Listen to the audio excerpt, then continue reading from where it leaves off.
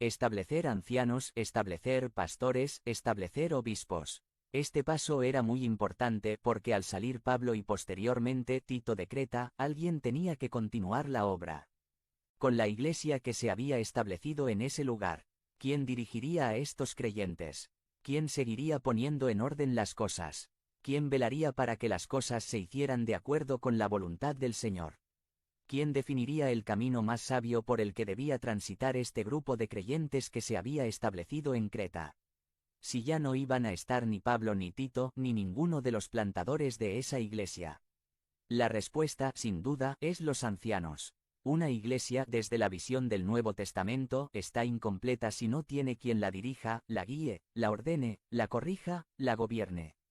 Ese escenario, el no tener quien la dirija, es una situación que es irregular y es necesario ordenar o corregir. Era necesario establecer ancianos en la iglesia porque los ancianos dirigen al rebaño del Señor. Los ancianos pastores, obispos son los encargados, por diseño bíblico, de servir a la iglesia a través de ser los responsables de dirigirla, liderarla, velar por el buen orden y marcha del cuerpo de creyentes bajo su cuidado. Puesto que esta es una de las tareas importantes de los ancianos, es importante que los que vayan a ser ancianos, pastores, obispos de la iglesia muestren esa característica de poder dirigir y esto tiene que comenzar en su propia casa. La primera característica que debía buscar Tito en aquellos que iban a ser establecidos como ancianos era que fueran irreprensibles en diversos aspectos. Y el primero de ellos en esta lista tiene que ver con cómo se comporta como dirigente o líder de su propia familia.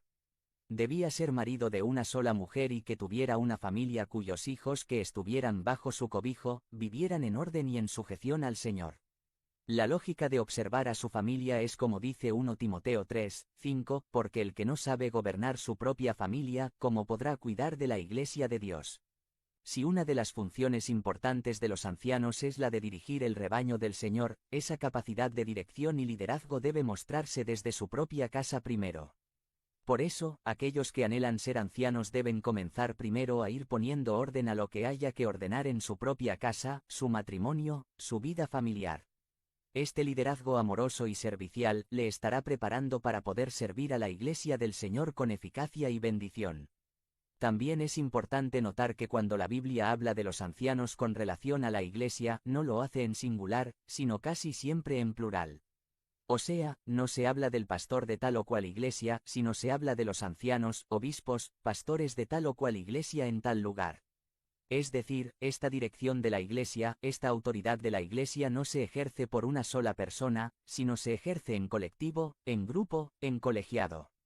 Este es un principio importante en la iglesia presbiteriana como nosotros. Siguiendo esta pauta bíblica, la iglesia no es dirigida por una persona, sino el liderazgo de la iglesia se practica por medio de decisiones tomadas en conjunto o en colegiado por el grupo de ancianos, pastores, obispos de la iglesia local, conocido como el consistorio de la iglesia. El consistorio de nuestra iglesia se reúne de manera ordinaria cada segundo domingo de mes, o sea, hoy tendremos Dios mediante nuestra primera reunión del año. Este cuerpo de pastores, obispos, ancianos se reúne para velar por la dirección, cuidado y orden de toda la iglesia en sus 3 sedes. No es una sola persona la que dirige esta iglesia, sino es este cuerpo de oficiales, en conjunto o en colegiado, es quien tiene la responsabilidad de dirigir a la iglesia del Señor. Los ancianos dirigen al rebaño del Señor. Ore mucho por su consistorio para que con temor y temblor dirija a la iglesia que el